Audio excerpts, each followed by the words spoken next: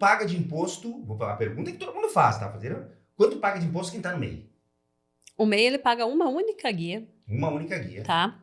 Que vence todo dia 20. Ela fica entre 60 e 70 reais, na média, tá? Todo dia 20 cada mês, 20 uma de guia cada de mês 70 tem reais. 60 a 70, depende também a atividade do MEI. Mas põe Uhum. nessa média aí, tá? E dentro dela já está incluso o INSS sobre um salário mínimo. Ah, então o cara vai se aposentar com salário Vai, mínimo. mas por idade, não por tempo de contribuição. Mas vai Entendi. estar garantido, né? Se a mulher virar gestante, se sofrer um acidente de trabalho, tu está garantido com o INSS de um salário mínimo. Entendi. MEI é isto.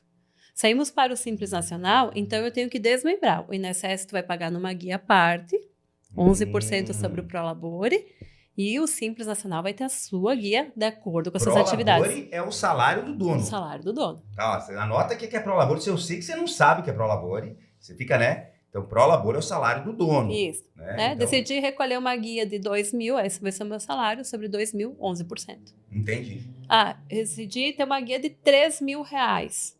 Bom, então, sobre 3.000 reais eu tenho o INSS e já passo a pagar imposto de renda, porque eu já pego a tabela do imposto de renda. Existem algumas situações também que a gente orienta assim, olha, dá para te fazer uma distribuição de lucros, que até não sair uma nova reforma, por enquanto é isenta. Então, existem estratégias tributárias que tu pode fazer para pagar menos. Vamos falar desse negócio. Eu anotei aqui que a gente tem que voltar para cada faixa que a gente não chegou ainda no lucro presumido, né? Lucro presumido e lucro real, a gente tem que falar. Tem o Né? lucro presumido pro real. Mas vamos falar de uma coisa aqui, Helena, que é o seguinte.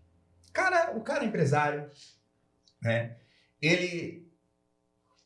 Às vezes sabe como que é, né? A maior parte do empresário no Brasil, ele começa no início do negócio botando do próprio dinheiro, vendendo almoço para pagar janta, aquela coisa toda, né? Tá. E daí o que acontece? A empresa começa a dar um dinheirinho, né? Começa a dar um dinheirinho e ele, ele olha, né, pro quanto ele tá faturando e diz, cara, acho que eu mereço pegar um pouquinho a mais para mim, né? Começar a ter uma renda um pouco maior. Primeiro que é justo. Que é justo. Né? Porque qualquer negócio que tu vai abrir, ele tem que ser pagar. Claro. Né? Quando um negócio começa, que eu estou atrasando imposto, estou atrasando funcionário, estou atrasando fornecedor, não estou dando a volta, estou tendo que vender meu patrimônio para botar aqui dentro, não tem mais solução, estou abrindo um segundo CNPJ, para e vamos ver onde é que está o problema, porque senão o segundo CNPJ vai se tornar um outro problema. Né? Em 13 anos de escritório, eu estou desde 2010. Poucas vezes eu vi aquele segundo CNPJ salvar o primeiro. Eu vi o segundo afundar também. Olha aí. Tá? Então, primeiro, para e vamos identificar o problema. E tu vai ver olha, tem um caso aqui, né, de um que vai ver que vai dar certo, né? Então, nossa, então, CNPJ. Não, mas o de vocês é diferente. Porque tu tá abrindo um segundo CNPJ com outra linha. Eu tô Sim. falando assim, ó. Da mesma atividade. Por exemplo, eu tenho uma indústria plástica. Tô devendo imposto, tô devendo fornecedor, tô com processo trabalhista, inativa essa empresa e abro uma do mesmo segmento no nome do Joãozinho. Porque esse segundo eu vou fazer direito. Não vai fazer. Não vai fazer, tu entendeu? Porque é cultural. Então, por isso que eu digo que a parte da contabilidade, ela vai muito além do imposto, ela vai do entendimento do empresário para que ele existe, qual que é o teu propósito? O que tu tá fazendo hoje? Quando tu abriu a Vanassi, tu abriu com qual propósito? Me responde. Olha, o nosso propósito é trazer para o empresário aqui da cidade o mesmo nível de exposição que eu consegui no Brasil com a minha imagem, com o que eu fiz, né? A nossa ideia é divulgar pessoas, por exemplo, como é o teu trabalho, e mostrar que vocês podem atingir um escopo muito maior de clientes. E não só isso, né? Isso que a gente está fazendo aqui agora. Essa mensagem que a gente está levando. A gente não sabe onde isso vai chegar. Daqui a pouco vai ter o cara lá no Maranhão que vai estar vendo isso aqui e vai te mandar uma mensagem no WhatsApp. Pô, Eliane, vi no Instagram, né? Eu vi tal o teu trabalho. Então, isso é uma coisa que me motiva, né? E o propósito da nossa empresa é esse, é realmente mostrar, né? Porque tem muita gente boa aqui na região. Okay. Muito mais do que a gente imagina. E é potencializar o negócio dessas pessoas. Muito bem. Então, com esse teu propósito, cabe a mim entender o quê? Tu tá sabendo o que tu quer. Ok. Então, agora nós vamos ver. Se para ti resolver isso e atender teu propósito, tu tem que emitir... famoso, na verdade. Tu vai emitir uma nota de serviço para isso? Mas se tu fizer um livro meu digital, já não é mais serviço. Então, eu tenho que entender o teu propósito, é para isso que a gente existe, para resolver a parte fiscal. Entendi. Porque tu tem que ser especialista no que tu faz. Mas né? olha só, eu te perguntei o seguinte, ó.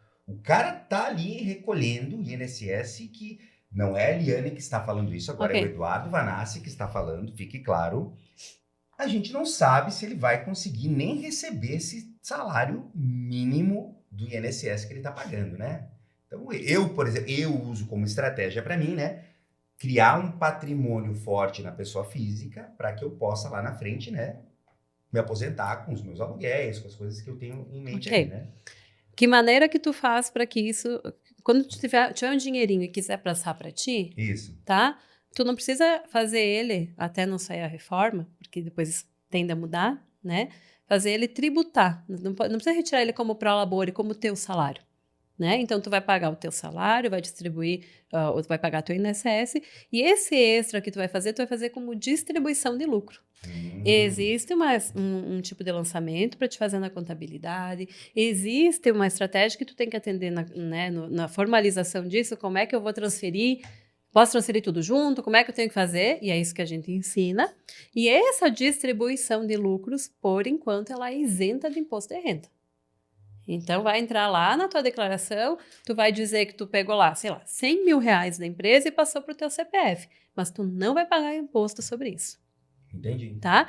Com a reforma tributária, a tendência é que, pelo menos para lucro real e presumido, isso passe a ser tributado. Mas isso já não foi tributado? Foi tributado. Existe muita discussão, né? Porque eu tributei pela pessoa jurídica. Claro, eu já paguei imposto sobre isso. Exatamente, mas não pagou pela física. Então, se tudo vier como a gente imagina, tu vai pagar novamente pela pessoa física, se tu for lucro real ou presumido. E quando que isso deve... Olha, a gente já era para ter saído isso ainda no final de 2022. Mas com a troca ali da política, né? Isso a gente acredita que já nos próximos meses de 2023 a gente já tem alguma definição sobre isso.